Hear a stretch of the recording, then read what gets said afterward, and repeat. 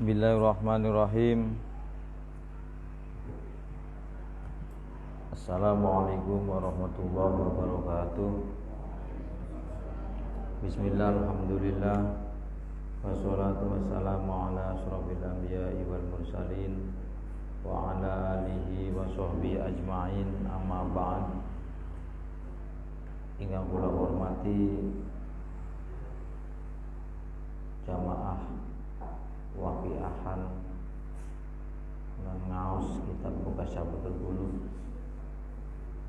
Alhamdulillah dinten niki kula panjenengan sedaya masih tetap istiqomah ngaos supados kula panjenengan sedaya angsal barokah Imam Al-Ghazali.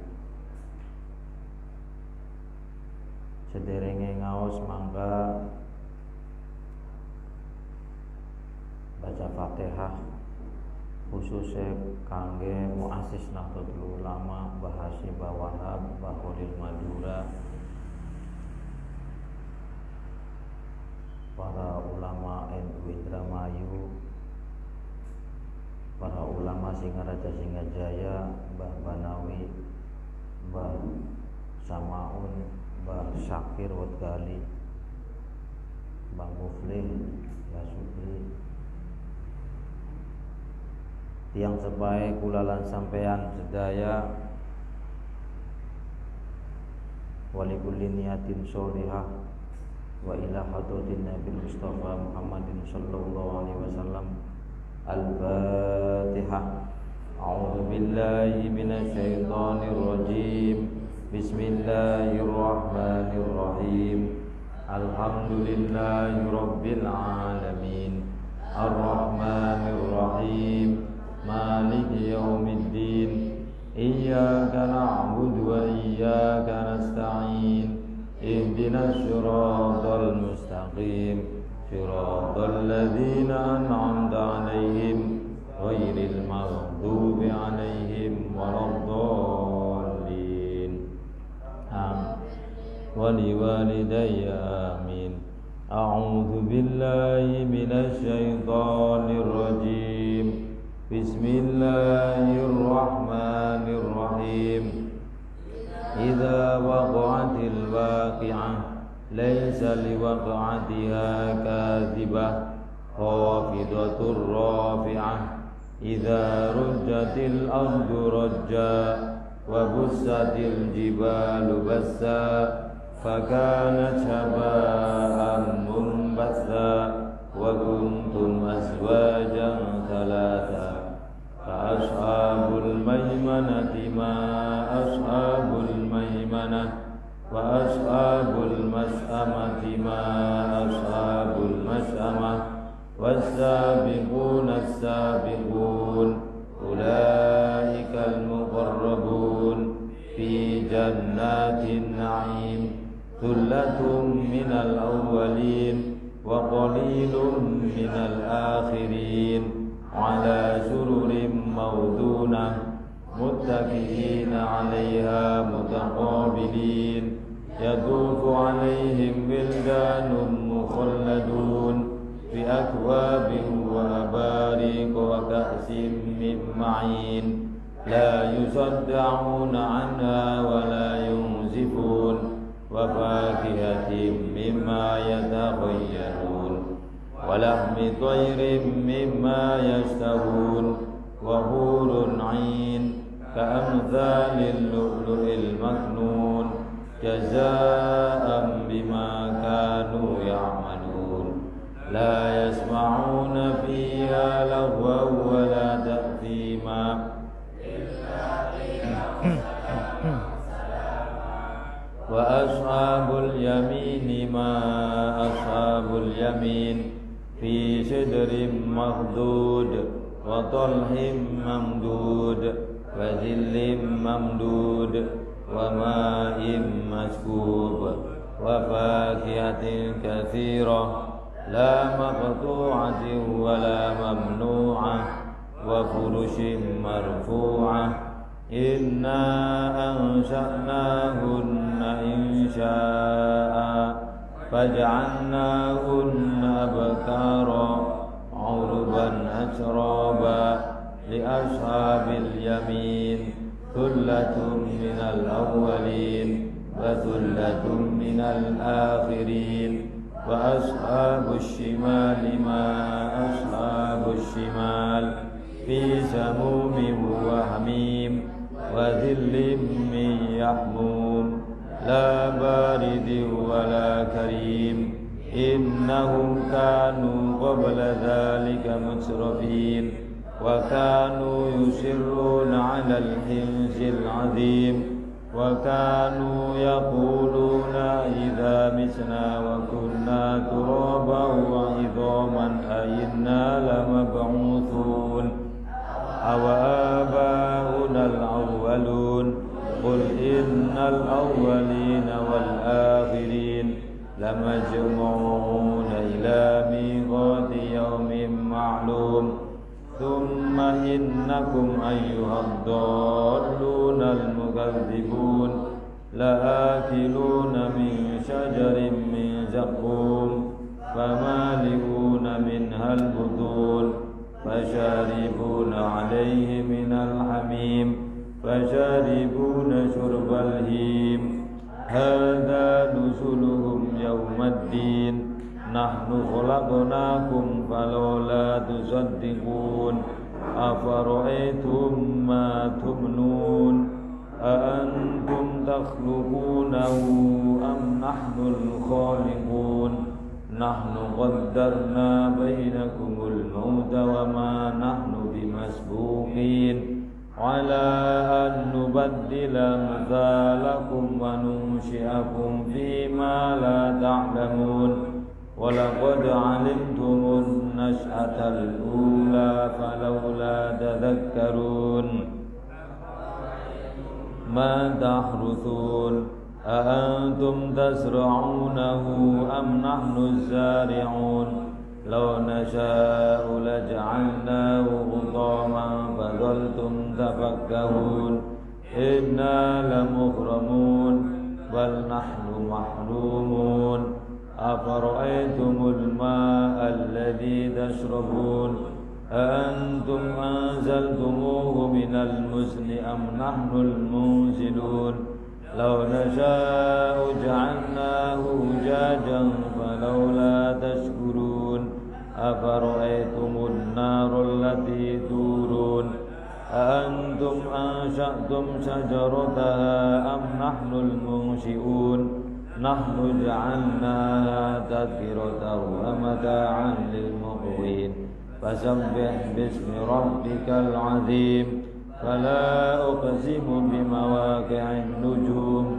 وإنه لقسم لو تعلمون عظيم إنه لقرآن كريم في كتاب مكنون لا يمسه إلا المطهرون تنزيل من رب العالمين أفبهذا الحديث أنتم مدهنون فتجعلون رزقكم أنكم تكذبون فلولا إذا بلغت الحلقوم وأنتم حينئذ تنظرون ونحن أقرب إليه منكم ولكن لا تبصرون فلولا إن كنتم غير مدينين ترجعونها إن كنتم صادقين فأما إن كان من المقربين فروح وريحان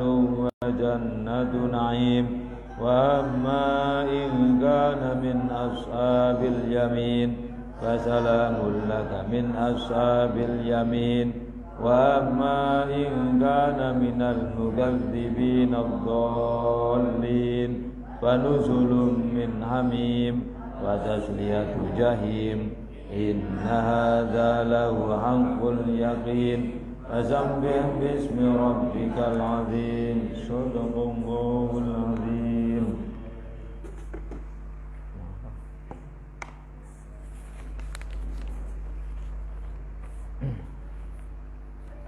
Bismillahirrahmanirrahim.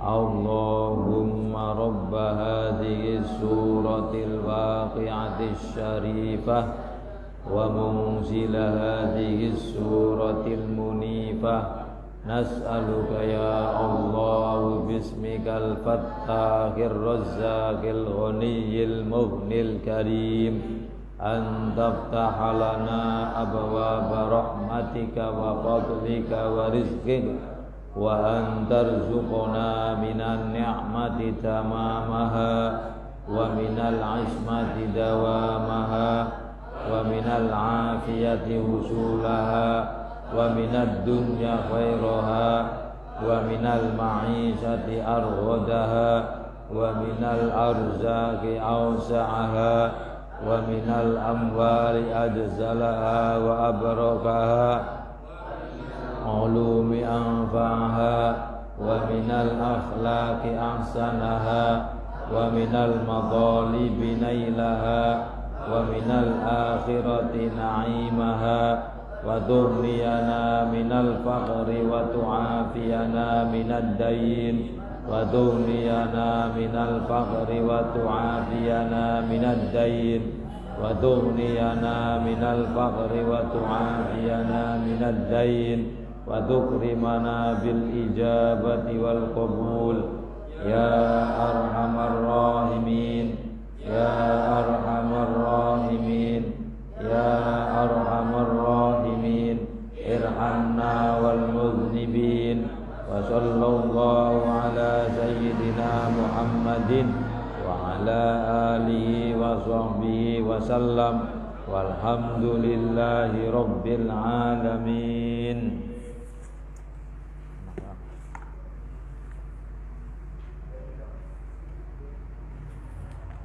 Al-Haramain halaman 14, 15. Darul Kutub Al-Ilmiyah halaman 18, 19.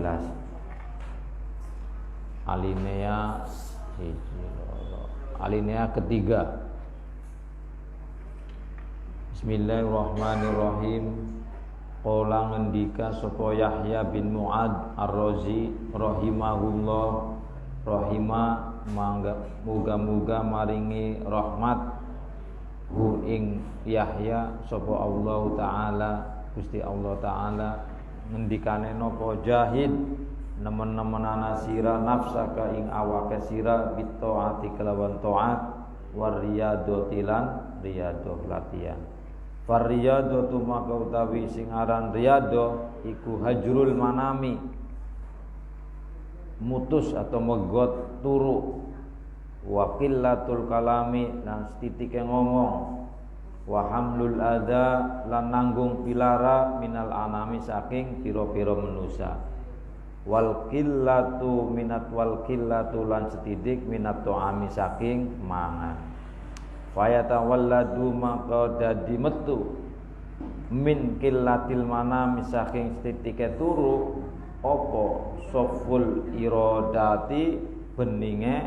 piro-piro kekarep kehendak wa min qillatil kalami lan saking istitike ngomong apa sing metu assalamatu keselamatan minal afati saking piro-piro malapetaka wa min ihtimalil ada lan saking nanggung pilara saking manusia apa al-buluhu tumeka sempurna sampai ilal ghoyati maring piro-piro pungkasan wa min qillati ta'amilan saking titike mangan apa motus syahawati matine piro-piro kepenginan li anna fi kasratil akli karena setuhune iku tetep ing dalem akeh mangan apa qaswatul qalbi atau seati wa hadza bunurihi lan ilange cahayane qalb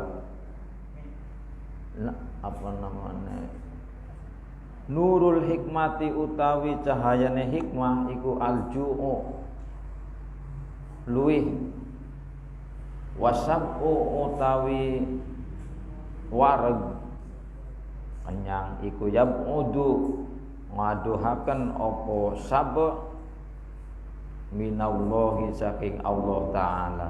Kama qala kaya oleh ngendika sapa Rasulullah sallallahu alaihi wasallam, nawiru madangaken ya apa namanya nawaro madangaken sira kabeh qulubakum ing atine pira-pira atine sira kabeh biljui kelawan luwih kempong wajahidulan nemen-nemenana sira kabeh anfusakum ing awake sira kabeh biljui kelawan luwih wal atosilan ngelak wa adimu lan langgengaken sira kabeh qur'aba bil jannati ngetuk tok-tok pintune swarga biljui kelawan luwih fa innal ajra kana setune ganjaran fi dzalika ing dalem mengkono-mengkono alju iku ka ajril mujahidi kaya ganjarane wong kang mujahid wong kang nemen-nemeni fisabilillah ing dalem dalane Allah. Wa innahu lan setune kelakuan iku laisa ora ana apa kelakuan ora ana min amalin ora ana iku min amalin saking penggawean ahabbu kang luwih den demeni apa amal ilallahi maring Gusti Allah taala min ju'in saking luwih wa atosin lan melak walayali jalan yen ta ora manjing opo walayali jalan yen ta ora manjing opo malaku tisamai pira-pira malaikate langit man ing wong malah akang ngebek-ngebeki sapa man batnahu ing wetenge wong wa faqadalan sepi sapa siman halawatal ibadati ing manise pira-pira ibadah. Lah iki Qala Yahya bin Mu'ad, Imam Yahya bin Mu'ad Ar-Razi rahimahullah itu berkata, jahid nafsaka bitaati wariyado. Jahid, bersungguh-sungguhlah dirimu agar semangat untuk taat kepada Allah. Taat kepada Allah dengan cara birriyadoti, dengan cara riyadoh, wariyadoti, latihan-latihan. Jadi taat kepada Allah itu enggak usah langsung misalnya pengen terlalu sempurna langsung misalnya tangga 1, 2, 3, 4 itu aja. Enggak usah langsung dari tangga 1 langsung ke tangga yang paling atas. Itu gambarannya orang-orang yang pengen memahami agama terlalu langsung apa yang didengar dilaksanakan. Nah, ini namanya at-tatarruf fiddin. Terlalu berlebih-lebihan dalam menginginkan apa yang diketahui pengen langsung diamalkan. Sehingga apa? Sehingga tubuhnya itu enggak kuat. Kalau tubuhnya enggak kuat, akhirnya ibadahnya itu enggak asik, enggak nikmat. Kalau ibadahnya sudah tidak nikmat, jangan-jangan nanti malah meresula, malah. Nah, makanya beribadah itu latihan. 1, naik tangga kedua, ketiga, yang penting istiqomah. Dan tidak usah melihat orang lain. Misalnya, hebat orang itu bisa tahajud terus. Kita ngukur diri kita saja. Kita yang mampu apa dulu. Setelah kita misalnya, saya bisanya sholat sunnah ba'diyah qobliyah. Lah setelah kita merasakan nikmat ketika sholat qobliyah ba'diyah, berarti kita tandanya kita mesti harus naik, Pak. Tangganya harus naik. Apa? Naiknya ya yang kira-kira fisik kita itu rasa nyaman, rasa enak gitu loh. Itu namanya halawatul iman. Jadi manisnya iman itu ketika kita beribadah, sholat misalnya atau puasa atau lain sebagainya, itu perasaannya nikmat, perasaannya menjadi enak lah, tenang. Hal-hal yang terkait dengan urusan dunia itu hilang. Ada masalah, begitu kita wirid, hilang semua. Itu namanya halawatul iman, kata Al-Ghazali itu atas ini. Itu ya. Fariyadatu hajrul manami. Cara latihan agar ibadah kita itu menjadi nikmat apa yang kita lakukan itu terasa dalam kehidupan, apa yang kita lakukan, ibadah-ibadah kita yang kita jalani pengaruh dalam menjalani kehidupan kita. Nah, itu maksudnya itu hajrul manami. Jangan terlalu banyak tidur. Dan tidur itu jangan banyak-banyak. Ya 6 jam itu udah banyak. Jangan terlalu banyak tidur. Itu pun tidak banyak tidur bagi orang yang ketika melek keinginannya pengen maksiat. Berarti kalau ada orang yang ketika melek keinginannya pengen maksiat terus, ya nggak apa-apa tidur. Sementara tapi jangan selama-lamanya nanti yang diperbanyak tidur, enggak. Itu dalam rangka latihan bagaimana kita mengurangi maksiat. Ya, itu satu. Jadi jangan terlalu banyak tidurnya. Wakilatul kalami, jangan terlalu banyak ngomong. Ngomong ya yang penting-penting sajalah. Atau kalau guyonannya nggak apa-apa. Kalau misalnya begini, orang yang ketika sendirian itu cenderung dia tertarik untuk melakukan dosa. Maka kita ngumpul, goyonan, ngobrol itu nggak apa-apa. Tapi itu dalam rangka latihan, dalam rangka nanti sedikit demi sedikit itu dihilangkan. Jangan terus ngobrol terus, jangan. Itu jangan dalam rangka sedikit demi sedikit perilaku kita yang mengakibatkan kita berbuat dosa itu diputus. Dengan apa? Misalnya ngobrol dengan teman-teman. Tapi itu hanya sebatas cara saja untuk agar dosa kita menjadi sedikit. Tapi jangan lantas nanti setiap hari ngobrol terus. Nah, jangan, itu hanya riadoh. Riadoh itu sebatas latihan ya, nggak selama-lamanya. Kecuali ngajar kayak gini dalam diskusi ilmu, ya udah banyaklah yang ngomong. Gitu. Tapi yang lebih baik ya ngomongnya iya, nasihat dari orang lain juga didengar, jangan maunya ngomong terus tapi orang lain tidak didengar, jangan. Kan ciri-cirinya orang yang sombong itu kan begini. Salah satunya kata Al-Ghazali, salah satunya ciri-ciri orang yang sombong, ketika dipuji dia akan merendahkan orang lain. Nah, ini ciri-ciri orang sombong. Misalnya kita dipuji oleh seseorang, kemudian dengan pujian itu akhirnya kita menganggap bahwa orang yang ada di sekitar kita itu lebih rendah dari diri kita. Nah, berarti itu ciri-ciri orang sombong. Itu gampang jadi ngeliat orang sombong itu. Kalau kita masih seperti itu, berarti itu ada titik di dalam hati kita rasa sombong. Itu. Tapi justru kalau misalnya ciri-ciri orang yang tawadu itu ketika dipuji oleh orang lain, maka justru dia akan mengintrospeksi diri, apakah betul pujian itu.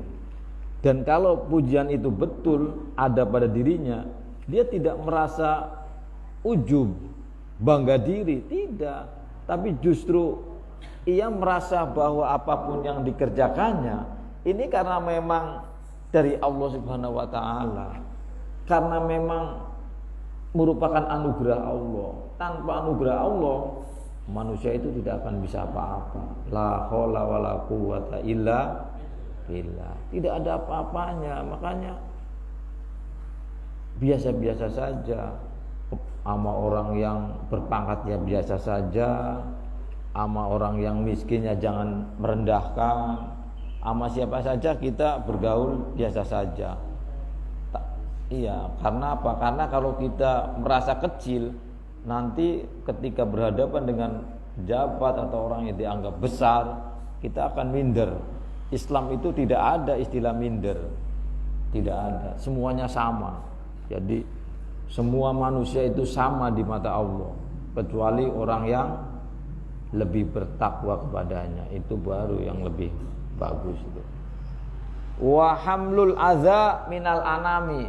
Nah, terus untuk latihan riyadhah itu kita dibiasakan ketika disakiti orang, kita jangan lantas ucapannya itu dimasukkan ke dalam hati. Sudahlah, anggap aja dia orang yang menyakiti kita, apakah dengan kata-kata atau dengan apalah, itu adalah tangan Allah yang sengaja Allah coba kepada kita melalui dia. Jadi hakikatnya itu bukan dia yang melakukan itu, tapi memang Allah sengaja untuk menguji kita. Apakah kita ketika misalnya direndahkan oleh orang lain, dihina oleh orang lain atau disakiti, kemudian kita langsung nafsunya muncul? Kalau nafsunya muncul, maka secara otomatis kita masih dikendalikan oleh hawa nafsu. Jangan-jangan memang Allah lagi menguji kita untuk menguatkan keimanan kita, gitu. Ya, jadi semua yang kita temui itu adalah memang cara Allah. Misalnya begini, kita malam-malam naik mobil lah. Begitu naik mobil, ada motor anak muda yang set, tapi justru anak mudanya yang menghina kita. Misalnya ngomong yang enggak senonoh lah dan sebagainya. Nah, ketika kita langsung ditanggapi dengan emosi, secara otomatis berarti kita masih dikendalikan oleh hawa nafsu.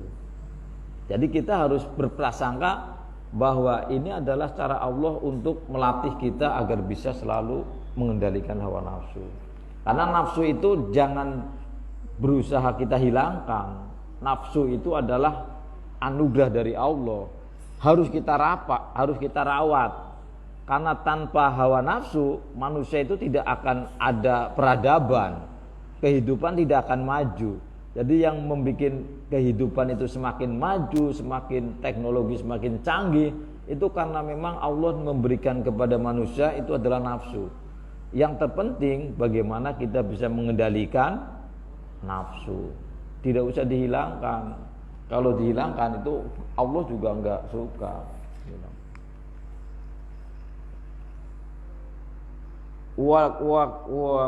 Wal qillatu minat ta'ami. Terus jangan terlalu banyak makannya itu. Maksudnya ya makan sedengan aja lah. Sepertiga untuk makan, sepertiga untuk nafas, sepertiga untuk minum. Itu aja. Jangan terlalu berlebihan makan sehingga sampai jangan. Itu mendolimi perut. Jadi perut kita itu kan istilah reproduksi kita ini kan sebenarnya setiap hari itu kan bekerja terus. Makanya ada sisi-sisi bagaimana supaya produksi kita itu jangan terlalu capek kerja terus. Makanya dalam Islam itu ya kalau misalnya malam lebih baik itu jangan makan itu. Maksudnya makan yang berat itu. Kecuali puasa, kalau puasa itu kan lain. Kecuali kayak gini ya nggak apa-apa, 1 minggu sekali ini bagainya. Yang berat-berat, kenapa? Agar istirahat, reproduksi kita itu istirahat. Terus di dalam sebulan itu minimal ada 3 hari berpuasa. Makanya di dalam Islam itu ada puasa namanya Ayyamul Bid, tanggal 13, 14, 15. Itu dalam rangka apa? Agar reproduksi kita itu istirahat.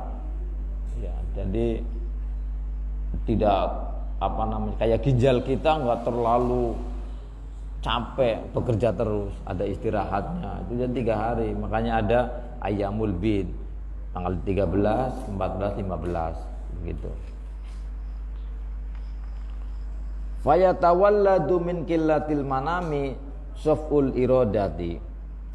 Kalau seseorang itu sudah terbiasa untuk menyedikitkan tidur, maka soful irodati, pikirannya menjadi jernih, ucapannya yang keluar menjadi hal-hal yang terkait dengan urusan kebaikan. Keinginannya itu dilalahnya ya keinginan-keinginan yang menarik dan mendorong hal-hal yang bersifat kebaikan. Kalau orang sedikit tidurnya seperti itu, jadi pengaruhnya itu menjadi soful irodati, irodati. Jadi cara berpikirnya menjadi berpikir yang jernih, enggak kotor. Wa min qillatil kalami, dan orang yang berusaha untuk melatih sedikitnya ngomong, jadi sedikit ngomong banyak kerjaan itu. Ya, itu yang terjadi apa? Assalamatu minal afati. Ia akan selamat dari beberapa permasalahan hidup di dunia. Karena kebanyakan orang sekarang ini hancur hidupnya ya karena omongannya sendiri. Akibat dari pengaruh omongan akhirnya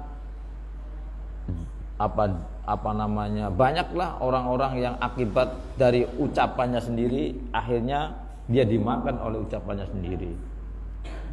Gara-gara ucapan dia bisa urusan dengan hukum dan sebagainya. Makanya kalau sedikit ngomong, makanya ada istilah hadis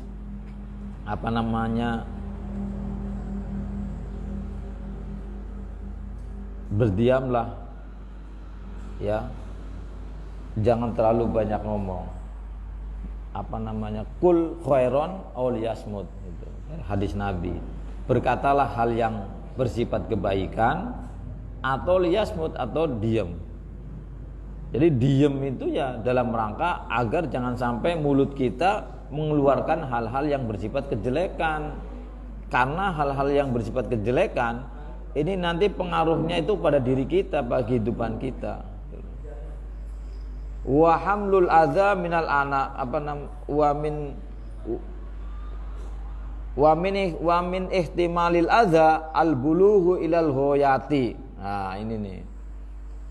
Orang yang berusaha untuk mengendalikan diri agar tidak tersinggung ketika disakiti atau dihina oleh temannya, tetangganya, maka ia akan menjadi al bulughu ilal hoyat.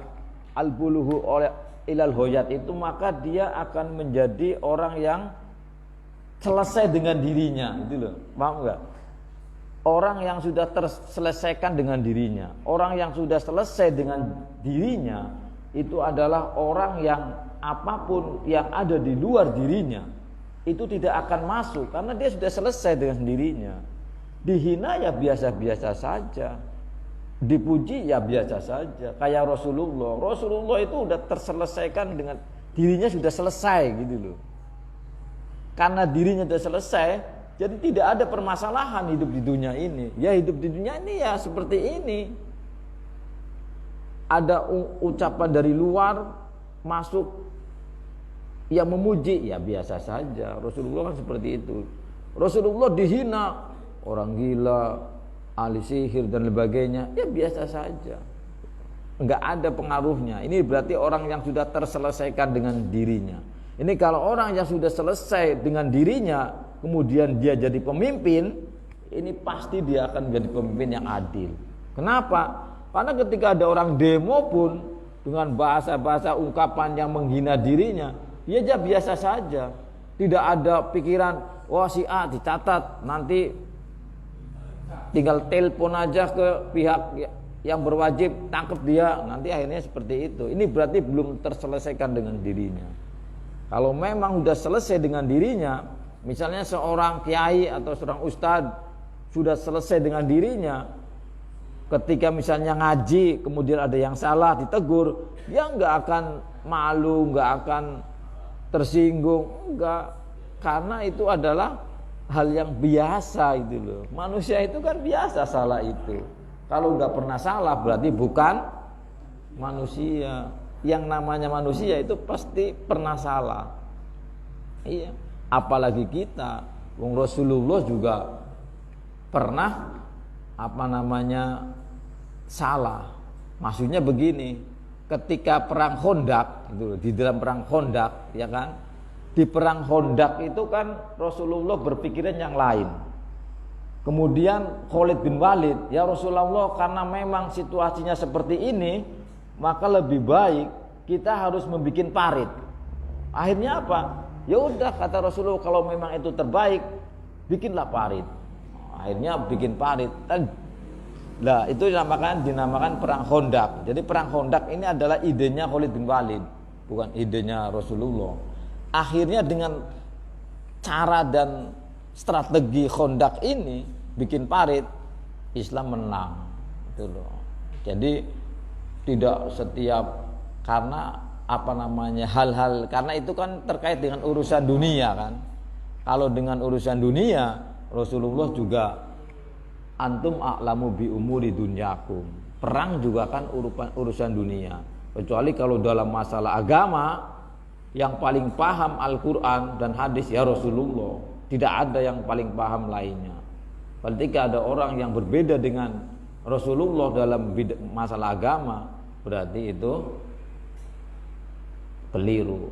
Kenapa? Karena yang paling paham itu adalah Rasulullah. Tapi jangan dianggap ketika kita membaca hadis, ketika kita membaca Al-Quran, kemudian kita punya pandangan, kita memahami Al-Quran ini seperti ini, A, hadis ini A. Ada orang lain yang memahami B, kemudian kita salahkan. Nah, itu namanya mengaku bahwa dirinya yang paling benar.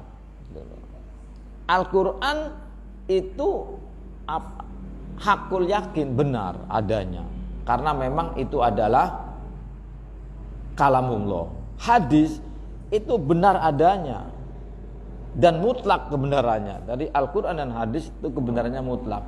Tapi ketika Al-Quran dan hadis itu dibaca dan diterjemahkan atau ditafsiri oleh seseorang, maka itu sudah tidak mutlak kebenarannya lagi, karena itu adalah pengaruh dari pemikiran orang yang memahami. Makanya kata Quraisy Shihab, ada 1000 orang memahami Al-Quran, akan ada 1000 pemahaman. Asal memang dia benar-benar memahaminya mengikuti syarat-syarat tafsir yang 17 syarat itu. Nahu sorob balahu mantek, idiom-idiom Arab, semua itu dipahami. Kalau itu sudah paham, silahkan menafsiri Al-Quran sendiri, hadis sendiri. Nah, itu baru boleh. Kalau misalnya kita belum ahli dalam menafsiri Al-Quran karena memang tidak memiliki ilmunya, bahkan ketika mau menafsiri Al-Quran kita cari terjemahan, yaitu namanya ya batal. Jadi pendapatnya itu batal. Jadi bukan pendapat ahli. Ya kayak zaman sekarang lah, di medsos ini sekarang ada satu peristiwa, kemudian ada orang awam, ada misalnya sebuah hukum, ada orang awam yang memang dia tidak paham fikih, dia tidak mendalami usul fikih, ikut campur memberikan solusi. Lah ini namanya keliru, dia bukan ahlinya kok. Kalau memang ahlinya silahkan, tapi kalau nggak ahlinya ya jangan. Ini namanya kebanyakan, itu maksudnya kilatul kalam itu menyedikitkan kalam, menyedikitkan kata-kata ucapan yang memang kita bukan ahlinya. Kalau memang ada ahli pembangunan ya saya yang nggak akan berkutik, memang dia ahlinya silahkan. Tapi kalau dalam bidang urusan agama ya ayo bareng-bareng kan begitu. Jadi yaitu ketika satu permasalahan sudah dipegang bukan ahlinya, ini akan menjadi kehancuran dunia. Lah sekarang ini sudah terjadi.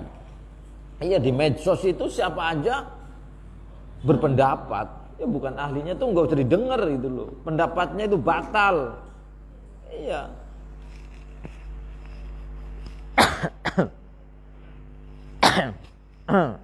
Jadi begitu. Makanya kan ada mendengarkan, kalau di dalam pengadilan itu kan ada salah satu sesi untuk mendengarkan ahlinya, karena ucapan ahli itu bisa dijadikan sebagai hukum.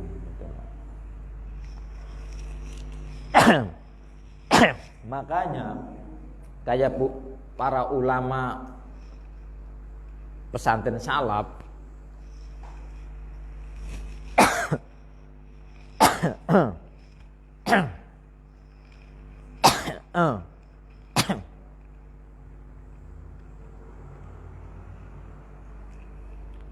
para ulama pesantren salaf termasuk saya ya, itu lebih senang ngikuti kitab-kitab salaf. Apakah kitabnya Al-Ghazali, Imam Syafi'i, Imam Maliki, itu lebih senang. Kenapa? Karena beliau itu ketika mengarang sebuah kitab itu sudah benar-benar ijtihad. Jadi kesalahannya itu sedikit. Kayak misalnya Al-Ghazali ngarang kitab Mukashafatul Qulub. Ini adalah sudah bentuk ijtihad Imam Al-Ghazali, dan Al-Ghazali itu adalah seorang ahli. Sehingga apa? Ketika kita ngikut, kita tidak akan salah. Meskipun nanti Al-Ghazali ternyata salah, kita dapat pahala gitu loh. Berbeda orang nggak ahli, misalnya begini, ada orang bawa hadis datang ke saya misalnya, ini hadis, tanya, Kang, ini hadis sahih atau dhaif? Ya, tanya kayak gitu. Ya dia kan bukan ahli hadis. Kalau saya ternyata saya bohongin, oh ini hadis sahih padahal dhaif, diam aja kan? Lah, kalau memang kayak gitu ya udah, lebih baik kita ikut kitab-kitab para ulama, kitab-kitab kuning. Kenapa? Karena itu adalah karangan orang-orang yang memang sudah ahlinya, gitu loh. Kalau kita langsung aja ke Al-Quran dan hadis. Dia bawa hadis, tapi ternyata hadis itu udah dia nggak paham takhrijul hadis.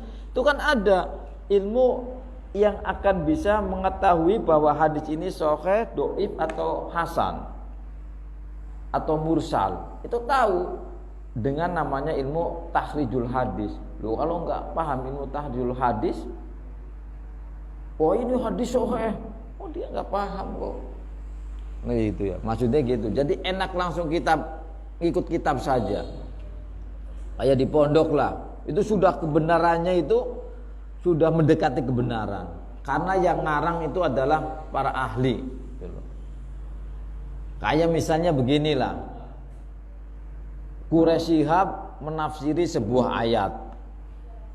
Kemudian ada orang-orang biasa, ya, yang keilmuannya rendah lah, ngomong juga tentang ayat itu. Ya saya yang akan lebih percaya dengan Quraisy Shihab. Kenapa? Karena Quraisy Shihab itu memang sudah keahliannya sudah di bidang tafsir itu sudah tidak diragukan lagi. Seluruh kitab tafsir di dunia sudah dibaca. Kayak kita lah baca satu aja kan belum. Begitu. Jadi kayak gitu. Ya, jadi al-buluhu ilal hoyat wa min qillati ta'ami motus syahawati. Nah, kalau kita sedikit makannya jangan terlalu banyak. Orang-orang sekarang kan, orang-orang modernis kan, makan apa aja dimakan kan. Istilah tidak pedulilah. Nah ini akhirnya apa? Akhirnya banyak muncul pikiran-pikiran yang kotor. Tapi dengan sedikitnya makan, yaitu dengan puasa misalnya, maka syahwatnya, keinginan-keinginan yang buruknya itu menjadi sedikit. Coba saja sampean kalau misalnya lagi puasa Ramadan, itu kan yang biasanya pengen ini dan sebagainya, kadang juga tertarik dengan hal-hal yang melanggar ajaran agama. Ketika dalam bulan Ramadan itu jarang yang melakukan itu. Kenapa? Karena memang lagi sedang berpuasa, makannya sedikit. Jadi akhirnya itu. Jadi memang makan sedikit itu bisa mengendalikan syahwat. Li'anna fi kasratil aqli wasfatul qalbi. wa dhahabu nurihi. Karena orang yang terlalu banyak makan, apa saja dimakan, apalagi tidak melihat halal dan haram gitu. Apa aja dimakan, yang penting mau, yang penting pengen. Nah, ini akhirnya dia akan berpengaruh, hatinya itu menjadi keras. Wa dhahabu nurihi, dan cahaya hatinya itu hilang. Orang kalau hatinya keras, cahaya di dalam hatinya itu hilang, maka biasanya dia egonya itu terlalu berlebihan. Dia kurang menghormati orang lain. Dia pengennya bahwa apa yang dia lakukan itu yang paling benar. Pemahaman yang ia miliki, yang ia pahami itu adalah paling benar. Yang lainnya salah. Itu termasuk gitu loh. Iya, karena apa-apa yang kita pahami itu kan hasil dari pemahaman kita. Kita kan manusia. Karena manusia berarti kan bersifat relatif, bisa jadi salah, bisa jadi betul. Makanya tidak usah, meskipun kita yakin bahwa pendapat kita itu benar, tapi jangan sampai menyalahkan pendapat yang lain gitu. Apalagi merendahkan, jangan. Mesti kita harus menghormati. Itulah munculnya ahli sunnah wal jamaah itu kan seperti itu, menghormati pendapat orang lain. Kayak Imam Hanafi, pendapat saya ini benar, pendapat yang lain adalah salah, tapi pendapat saya mengandung kemungkinan salah, dan pendapat ulama yang lain mengandung kemungkinan benar. Jadi saling menghormati akhirnya. Begitu juga Imam Syafi'i. Imam Syafi'i ya berbicara, ketika ada hadis sahih yang saya belum menemukan, maka itu madhabku, pendapatku, kan begitu. Jadi saling menghormati. Ya itulah yang disebut sebagai ahli sunnah wal jamaah. Jadi tidak terlalu ekstrim dalam memahami agama. Namanya at-tatawwu fid din. Karena ketika kita terlalu ekstrim dalam memahami agama, akan terjadi merendahkan yang lain, melendahkan pemahaman yang lain. Itu berbahaya. Bisa jadi muncul kesombongan. Kalau sudah ada di dalam hati kita sombong, berarti la yadkhulul jannah man fi qalbihi misqala dzarratin min kibari. Orang yang di dalam hatinya ada sedikit rasa sombong itu tidak akan masuk surga. Surganya itu ya surga dunia dan surga akhirat. Surga dunia itu ya kebahagiaan. Dia tidak akan merasa bahagia hidup di dunianya. Dan di akhirat dia tidak akan mendapatkan kenikmatan surganya Allah. Terus li'anna fi qasratil aqli qasratul qalbi wa hadza bunuri. Nurul hikmati utawi cahayane hikmah iku alju'u, lapar. Jadi lapar itu adalah merupakan cara untuk mendapatkan hikmah. Kenapa? Allah itu menyuruh Nabi Musa untuk berpuasa selama 40 hari. Nah, itu kan karena setelah berpuasa selama 40 hari barulah Nabi Musa mengaku betul. Makanya para ulama Ahlussunnah wal Jamaah itu ketika mau mendirikan pesantren, ketika mau apa itu dengan berpuasa.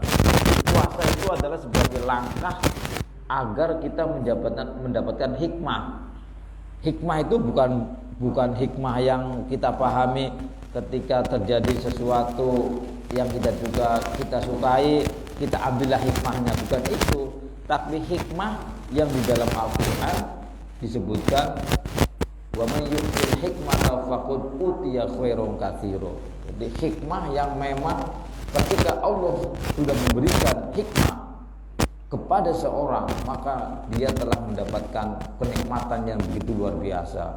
Nah, jadi untuk menyedot atau menarik hikmah dari Allah itu dengan cara lapar, jangan terlalu kenyang. Atau makanya para ulama itu dulu dengan cara berpuasa.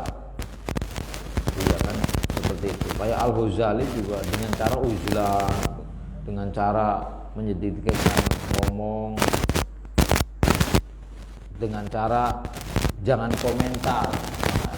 Melatih, coba bisa beli, coba bisa enggak, sehari saja lah atau sejam lah. Jangan komentar dengan perilaku orang lain, jangan menilai perilaku orang lain. Coba 1 jam saja lah. Besok misalnya melihat istrinya begini-begini, ya biarin aja, gak usah kemudian pikirannya wah ini begini nih. Lihat temennya begini, ya udah, gak usah coba. Jadi belajar tidak menilai orang lain, tidak mengomentari perilaku orang lain. 1 jam saja. Nah, ini kalau sudah bisa seperti itu, nanti nambah 1 jam, 2 jam. Kalau sudah bisa continue istiqomah, lah itu yang nanti dengan sendirinya Allah akan memberikan hikmah kepada kita. Kalau Allah sudah memberikan hikmah, wah itu sudah luar biasa. Jadi hikmah itu diberikan oleh Allah hanya kepada orang-orang yang khusus, bukan kepada siapa saja, tapi hanya diberikan orang-orang yang khusus. Wasab'u yab'udu minallahi. Ketika seseorang itu selalu kenyang terus, maka itu akan menjauhkan diri kita kepada Allah. Jadi semakin jauh, coba aja sampai itu. Makannya itu misalnya puasa, makannya terlalu kenyang. Begitu mau sholat taraweh, aduh kenyangan. Nah, sholat taraweh itu kan mendekatkan diri kita kepada Allah. Ya. Barang kenyang kan akhirnya ngantuk, karena ngantuk akhirnya tidur kan itu. Jadi seperti itu. Sama qala Rasulullah sallallahu alaihi wasallam, nawwiru qulubakum bil ju'i. Hiasilah hatimu dengan lapar. Ketika kita belajar lapar, kenapa puasa itu, maka kita nanti jiwa sosialnya itu akan muncul. Ketika kita melihat tetangganya nggak makan, ketika kita melihat orang-orang yang hidupnya itu tidak punya tempat dan sebagainya, kita merasakan seperti itu. Akhirnya apa? Muncullah jiwa sosial. Sehingga ketika jiwa sosial itu tidak muncul, hidupnya itu tidak mengikuti ego, tidak mementingkan ego kita.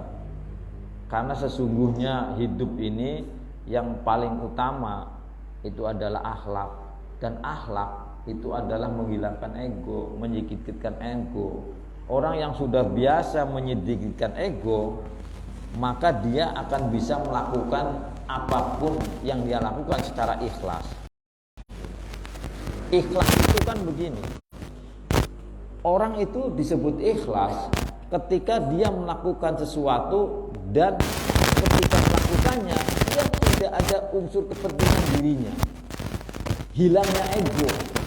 Itulah ikhlas. Ketika kita sholat misalnya, kita sholat ya karena memang sholat itu adalah kewajiban dari Allah, ya kita lakukan sholat itu. Kita tanpa lah kita sholat supaya dianggap oleh tangganya baik, tanpa kita sholatlah supaya apa? Supaya rezekinya tambah. Enggak, tapi dia sholat ya sholat saja karena memang sholat itu diwajibkan oleh Allah, perintah Allah kita lakukan. Berarti ketika kita sholat itu bukan karena ego kita, tapi karena memang perintah dari Allah. Nah itu, jadi itu namanya ikhlas. Jadi ikhlas itu mentiadakan ego, mentiadakan kepentingan ketika kita melakukan ibadah atau melakukan amal-amal sosial.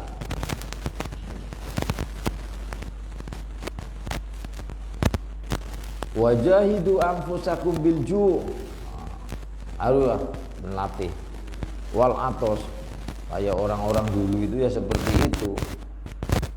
Kayak saya itu punya paman itu, teman saya itu selama-lamanya itu jarang makan sampai kurus banget. Iya, sampai kadang perutnya itu diikat pakai sabuk. Saya ini sendiri saksinya. Memang ya itulah alasannya, itu dia itu belajar untuk menghormati orang lain. Akhirnya memang ya seperti itu. wa adinu qaraba bil jannati bil ju'. Dan orang yang terbiasa lapar, maka pintu surga itu terbuka untuk dirinya. Jadi pintu surga itu ya surga di dunia, dia tenang, damai, tercukupi segala balanya. Itu akan terpenuhi dengan begitu gampang. Iya, kenapa? Fa innal ajra fi dzalika ajrul mujahid fi sabilillah. Karena pahala orang yang mengistiqomahkan lapar itu pahalanya seperti ijtihad mujahid, jihad di dalam jalan Allah. Itu pahalanya itu luar biasa. Ketika seseorang itu pahalanya luar biasa, meskipun kita tidak menghendakinya, maka pahala-pahala yang kita peroleh dengan tanpa kita sadari itu berpengaruh sesungguhnya dalam kehidupan kita, memudahkan kehidupan kita, memperlancar rezeki, istrinya menjadi taat, baik, keluarganya menjadi anak-anaknya yang soleh, soleha. Enak kan? Siapa orang yang nggak pengen anaknya soleha? Iya. Jadi kayak ada sahabat nih satu, Malik bin Anas. Jadi sahabat Malik bin Anas ini adalah salah satu sahabat Rasulullah yang paling ideal. Orang hidup di dunia itu kan ideal itu kan satu, dia pintar, ilmunya itu mumpuni. Dua, kaya raya, berlimpah kehidupannya. Tiga, anaknya soleh solehah, ya, istrinya taat, keluarganya sakinah mawaddah warahmah. Lah itu dimiliki oleh sahabat Malik bin Anas. Padahal kan siapa sih orang yang tidak punya pengen seperti itu? Kan jarang orang yang misalnya ada orang alim tapi kadang miskin. Ya kan? Ada orang yang kaya tapi dia tidak alim. Kalau sahabat Anas bin Malik bin Anas semuanya ada.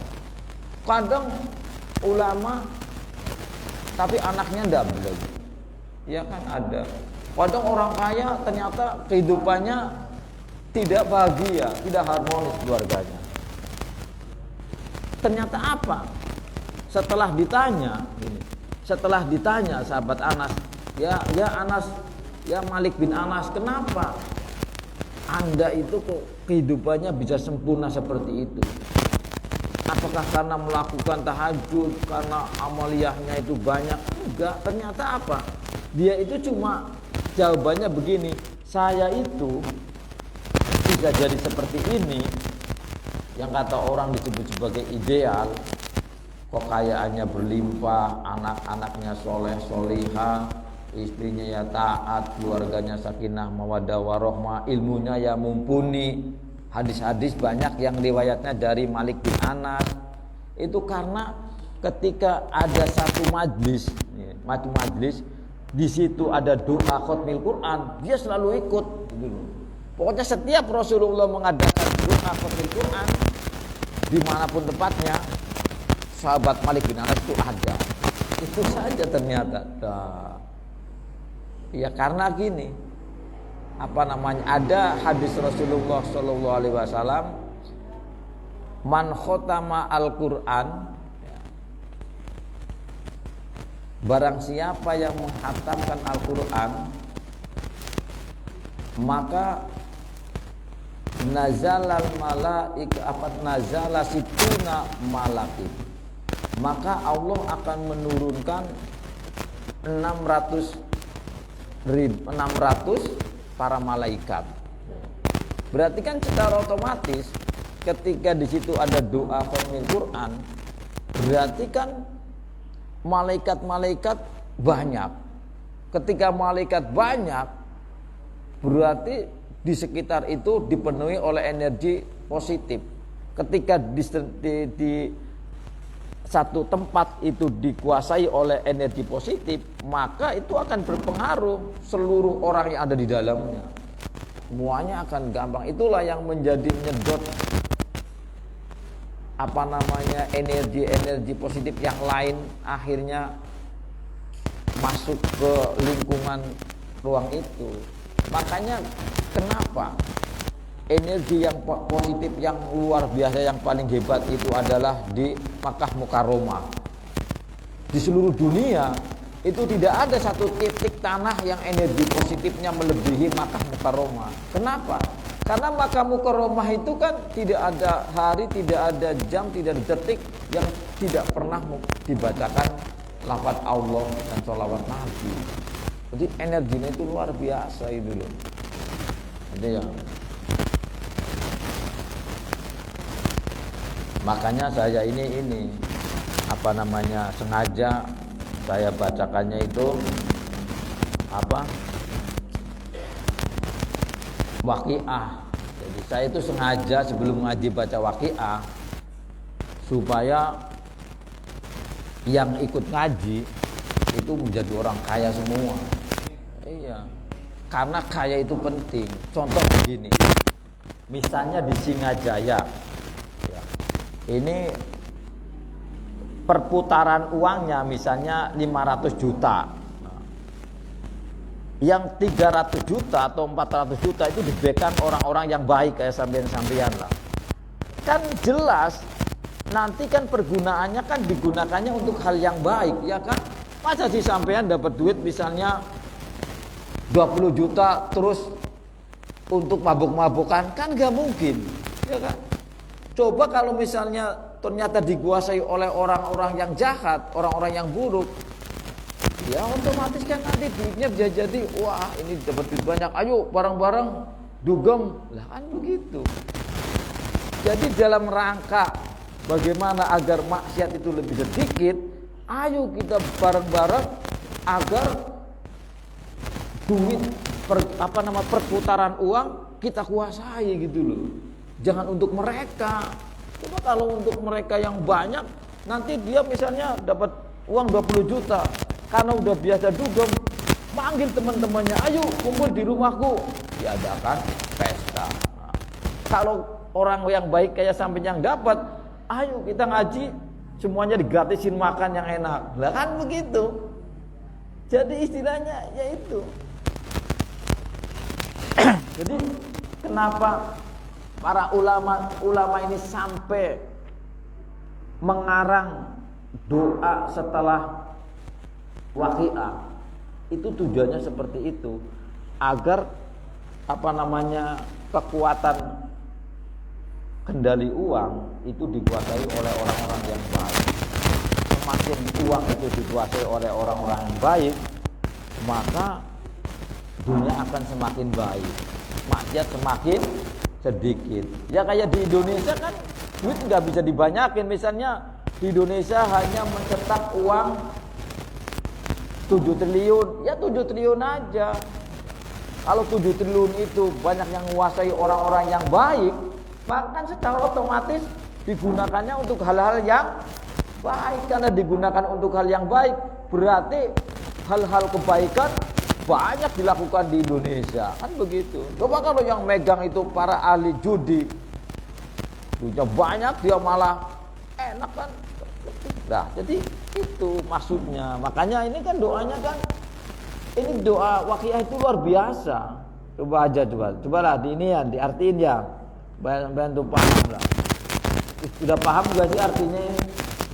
Belum ya. Ya ini, Allahumma robba hadhihi suratil Waqiah asyrifah. Ya Allah, ya Allah, Tuhan, Allahumma dugusti robba hadhihi suratil Waqi'ati asyarifah. Artinya ini ada iyanya dibuang. Ya Tuhan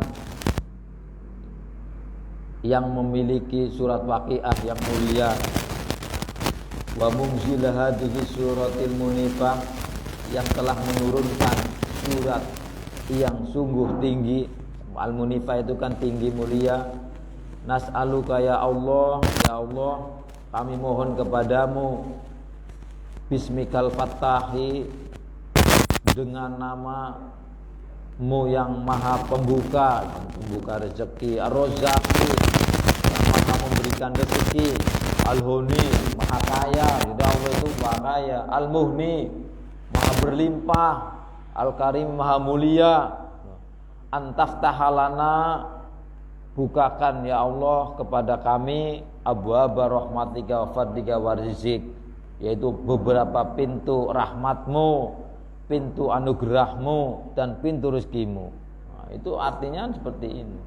Wa antarzuqona minan nikmati tamamaha, ya Allah anugerahkan rezeki kepada kami kenikmatan yang sempurna. Kenikmatan sempurna itu kan kenikmatan yang tidak ada cacatnya lagi, kenikmatan yang tidak pernah ketika datang kepada kita kemudian kita getun, enggak, justru kita merasakan nikmat gitu.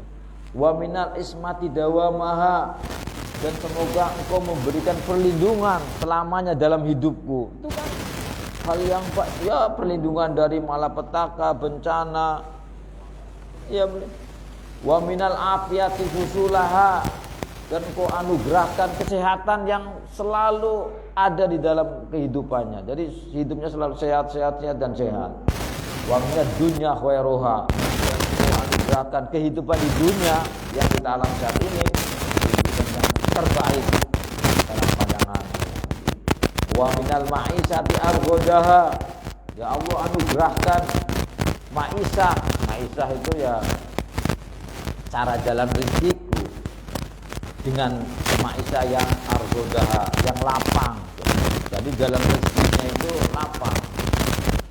Jualan ya laku, laris. Direncanakan habis jam 10, jam 9 habis. Itu berarti wa minal ma'isati arghadaha, wa minal arzaqi awsaha, dan anugerahkan rezeki dengan rezeki yang begitu luas. Rezeki itu bukan duit saja ya, kesehatan, anak-anaknya baik, istrinya taat, keluarganya sakinah mawaddah warahmah, itu rezeki. Jadi rezeki itu seperti itu. Wa minal amwali adzalaha wa abrokaha, dan anugerahkan kepada kami harta yang berlimpah dan penuh dengan berkah. Enak kalau dapat berkah tuh, apalagi berlimpah. Tidak berlimpah pun, kalau hartanya itu berkah, itu hidupnya menjadi nyaman, enak, serba tercukupi. Berkah itu kan artinya tercukupi, seperti apapun, enggak mesti harus banyak, tapi kalau sudah di dalamnya ada keberkahan. Wa minal ulumi anfa'aha, dan anugerahkan kepada kami ilmu-ilmu yang bermanfaat. Kita ngaji kemudian ada yang diamalkan, itu bermanfaat, minimal untuk diri sendiri. Wa minal akhlaqi ahsanaha, dan anugerahkan kepada kami ya Allah akhlak yang begitu baik, karena memang dengan akhlak itu kita akan menjadi orang yang hidupnya tenang, damai. Wa minal matolibi nailaha, dan anugerahkan kepada kami untuk senang mencari ilmu. Wa minal akhirati na'imaha, dan di akhirat kelak nanti kita akan mendapatkan kenikmatan yang luar biasa yang belum pernah dialami ketika hidup di dunia. Wa tuhniyana minal faqri, dan berikan kami kecukupan dari kebutuhan. Jadi sudah segala macam kebutuhannya sudah tercukupi. Dengan baca Waqiah itu nanti kebutuhan-kebutuhan sampai itu tercukupi gitu loh. Wa tu'afiyana minad dain, hutang-hutang yang kita ada pada dua hutang beli sini.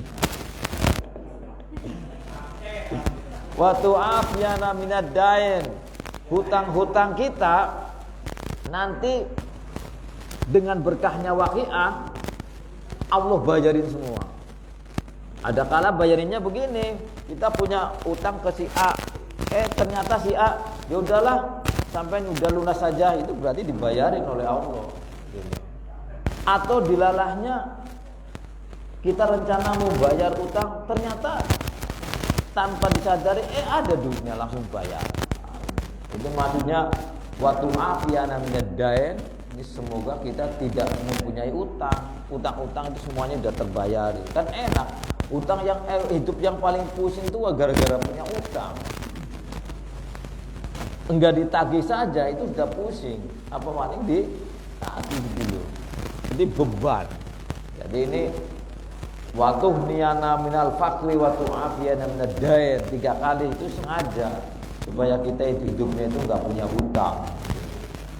Wa tukrimana bil ijabati wal qabul ya arhamar rahimin. Ya Allah, semoga Engkau anugerahkan doa-doa kami ini dengan diijabah dan dikabul. Ya arhamar rahimin, wahai Tuhan yang maha belas kasih. Irhamna, kasihilah kami. Wal mudnibin. Nah, kenapa ada wal mudnibinnya?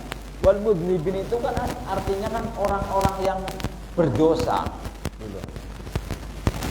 Pengaruh dari orang-orang yang berbuat dosa itu bisa saja itu bisa mengambil rezeki kita.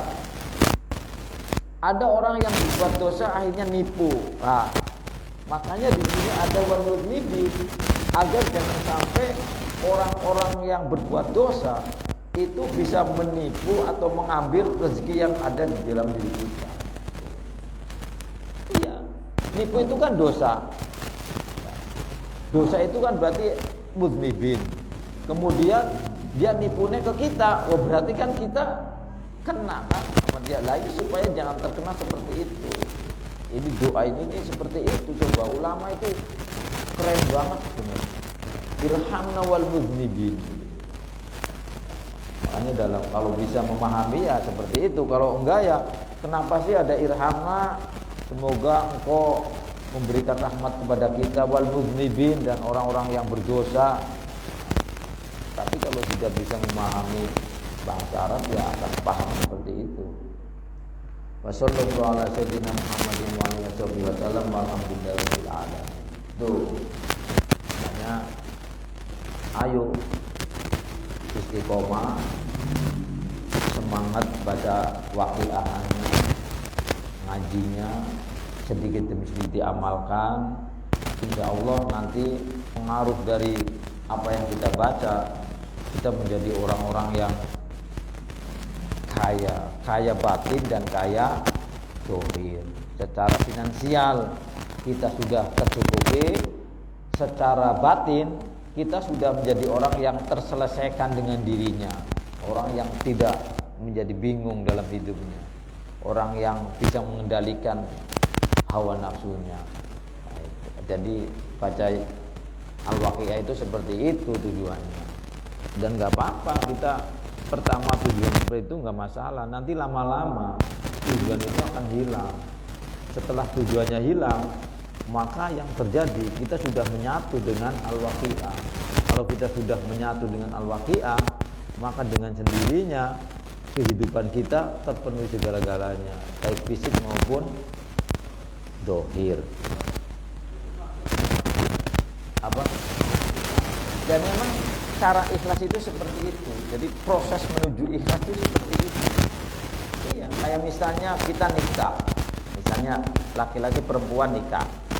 Waktu pertama kali nikah, orang nikah kan semuanya kan karena ada egonya kan, karena cinta. Cinta itu kan ego. Tapi dari ego itu lama egonya menjadi hilang, menyatu. Ego ketika seorang sudah menganggap kelemahan istrinya, kelemahan suaminya itu adalah merupakan kelebihan, nah, ini berarti dia sudah hilang egonya itu. Ketika sudah egonya hilang, kita sudah menyatu. Ketika sudah menyatu, dia sudah hilang itu cintanya. Yang masuk tinggal kasih sayang. Kalau sudah kasih sayang, dia itulah sudah masuk ke dalam kategori ikhlas. Masih. Ini Mama Namira. Ini apa namanya? Power.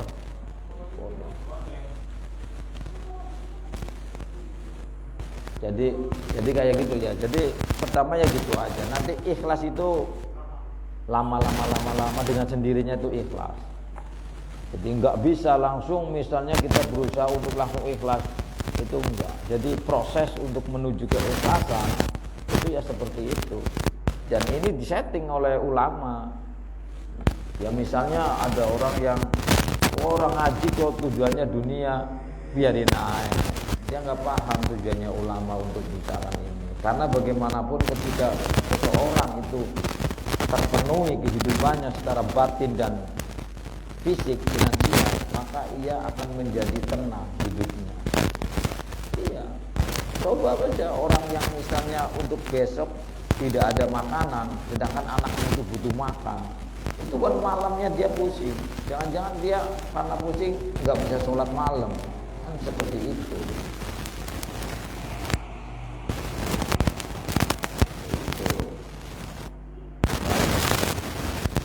Makanya semangatlah baca ini.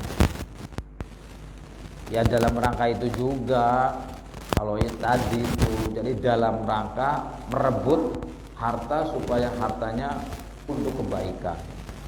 Ya, kalau kita yang punya duit kan, ini untuk pengajian, loh. Kayak inilah, kayak prinsipnya Abdurrahman bin Auf. Abdurrahman bin Auf ini adalah pedagang yang kekayaannya mengalahkan seluruh kekayaan orang-orang kafir. Akhirnya kan bermanfaatnya luar biasa itu. Sehingga orang juga nanti akhirnya ke Islam itu menjadi takut. Al-Islamu ya'lu wa la yuqta alaihi. Wa qala Abu Bakrin,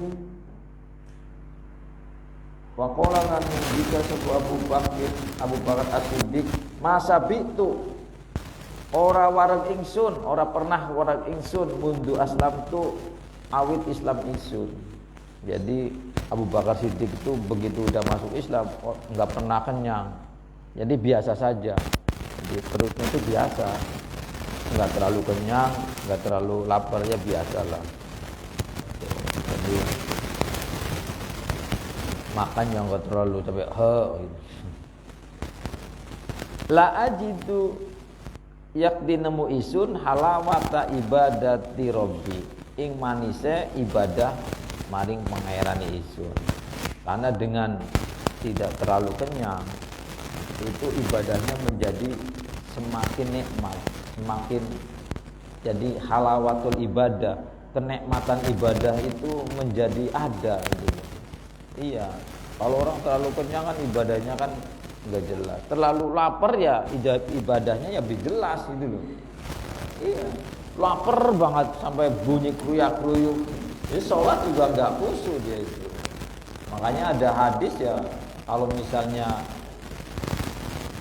lapar banget mau sholat ya makan dulu aja lah. Tapi jangan makan yang terlalu banyak. Karena apa? Karena nanti hatinya menjadi atos, keras. Kalau hatinya menjadi keras, maka nur cahaya dari Allah itu susah untuk masuk. Wa ma rawaitu lan ora pernah wareg itu minum sampai wareg mundu aslam tu awit Islam insun istiaqon karena berantah ila liqa'i rabbi maka temu maring mengairane insun. Jadi sahabat Abu Bakar itu tidak pernah minum terlalu banyak, makan terlalu banyak. Kenapa? Karena mengharapkan ketika ibadah itu benar-benar bertemu dengan Allah. Maknanya nyambung, khusyuk, hadir. Khusyuk itu kan artinya kan hadir. Jadi ketika kita sholat, kemudian kita hadir kepada Allah, itu namanya khusyuk. Ya minimal kata Al-Ghazali, ketika kita mau takbiratul ihram, kita lupakan semua.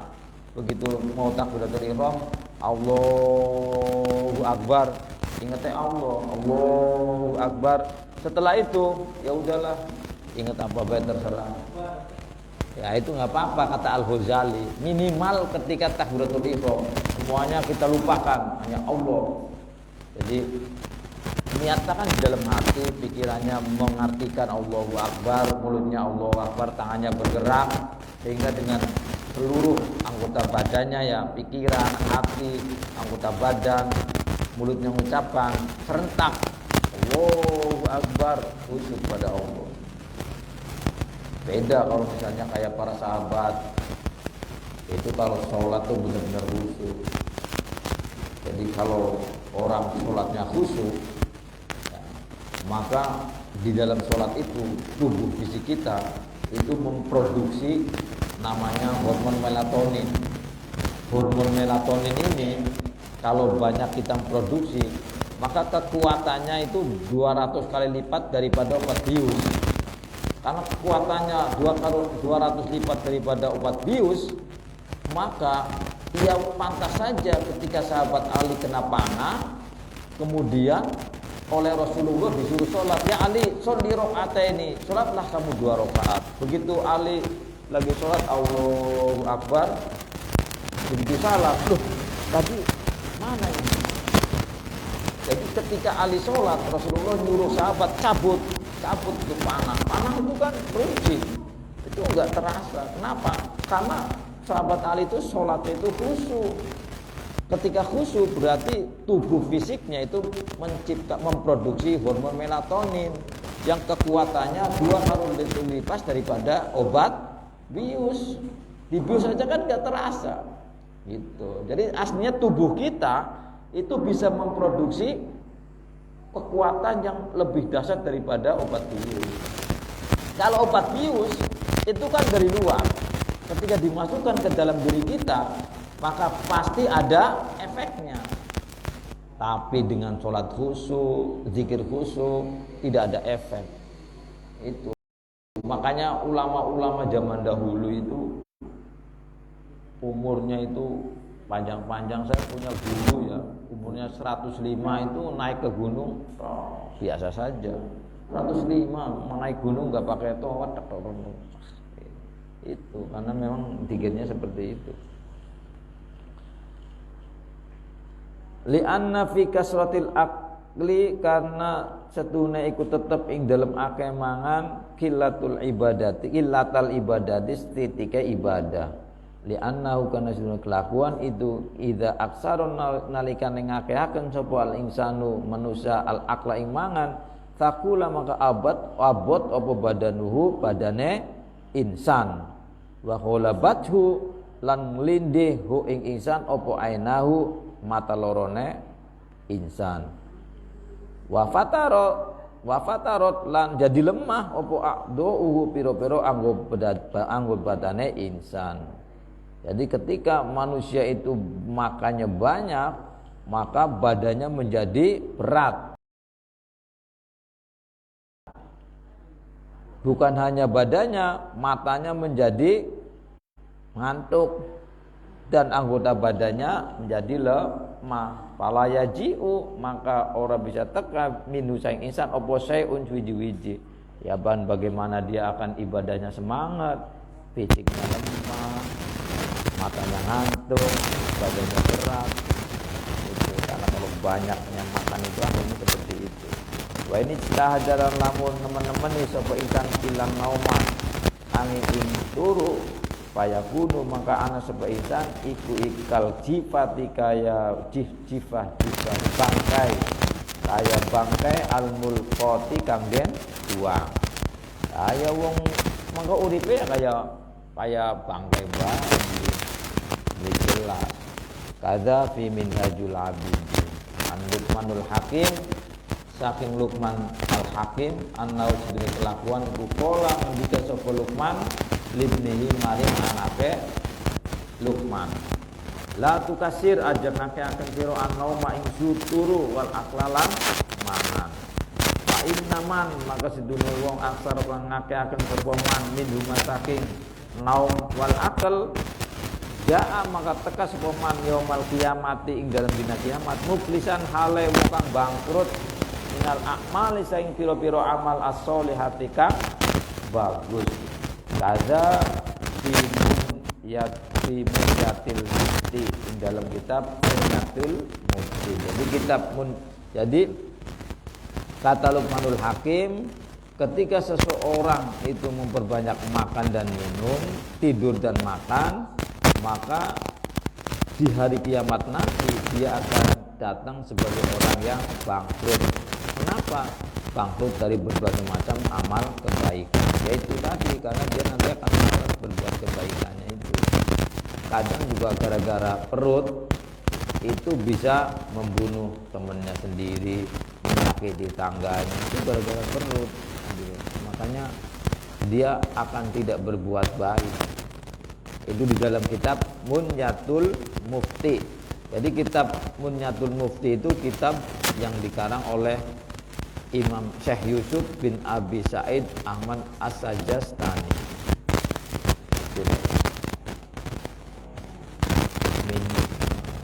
Wa qala lan ngendika sapa Rasulullah sallallahu alaihi wasallam la tamayitu aja pada mateni sira kabeh al-quluba ing pira-pira ati bikasrati tu'ami wasyarabi kelawan akeh mangan lan minum. Bainal qalba karena sedune atiku yang mutu mati apa qalb kazar'i kaya tanduran. Idza kasura ing dalam nalikane akeh ale ing atase zara apa al-mau banyu. Jadi tanduran itu kalau airnya terlalu banyak tergenang air maka akan mati, tandurannya itu akan busuk, akar-akarnya busuk. Ya begitu juga walaqad sabbah dzalik lan teman-teman yakti nyerupaaken zalika ing mengkono-mengkono zar sapa ba'du sholihina sebagiannya ulama saleh. Jadi para ulama itu memisalkan, mengumpamakan, menyamakan hati itu dengan tanaman. Tanaman ketika banyak airnya maka akan busuk. Begitu juga hati. Ketika banyak airnya, banyak makan, banyak minum, hatinya akan menjadi keras, mati. Bi annal ma'iddata kelawan setuhune maidah, maidah itu ini waduk, perut waduk. Iku kal qadari kaya panci tahtal kolbi ing dalem sore api. Tuhli kang mendidih, wala yuholli tuhli kang didih opo qadar. Jadi diumpamanya seperti ini. Seseorang yang banyak makannya dan minumnya, maka itu perut itu kan umpamaannya itu adalah panci tempat untuk masak. Ketika masaknya itu ternyata wal biharu yasilu ilaihi, kemudian wal bukhuru tawi uap itu yasilu tumeka uap ilahi maring apa ku kembalinya ilahi maring qadar hati ya paling bukhuru maka utawi akeh uap iku tukadiruhu jadi butek akan butek ing api waktu sawiduhu lan jadi mengitamakan apa bukhor uap ing faidahnya ketika setit api filatul fahmi wal ilmi. Jadi umpamanya begini, jadi orang yang banyak makan dan minum karena perut itu kan kayak wadah, maka nanti itu akan menguap. Karena menguap, akhirnya apa? Uapnya itu akan menerjang ke hati. Karena hatinya itu kena banyak uap, akhirnya hatinya itu menjadi kotor, tidak bersih. Nah, kalau sudah hatinya tidak bersih, kotor, ya itu yang akhirnya apa? Akhirnya berpikirnya nggak jernih, nggak senang mengamalkan amalan-amalan yang baik.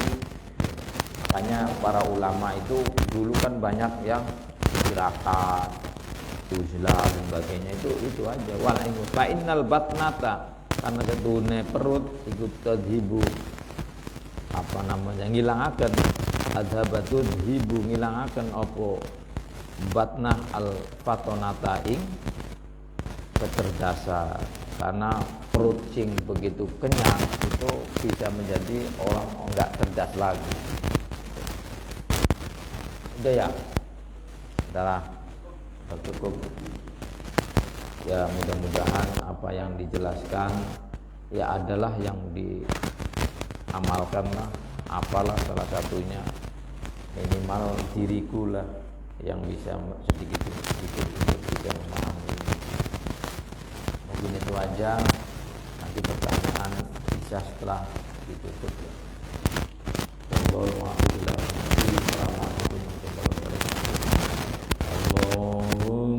sholli ala sayyidina Muhammadin fil qulubi wa dawaiha wa afiyatin abadani wa shifaiha wa nuril absari wa diyaiha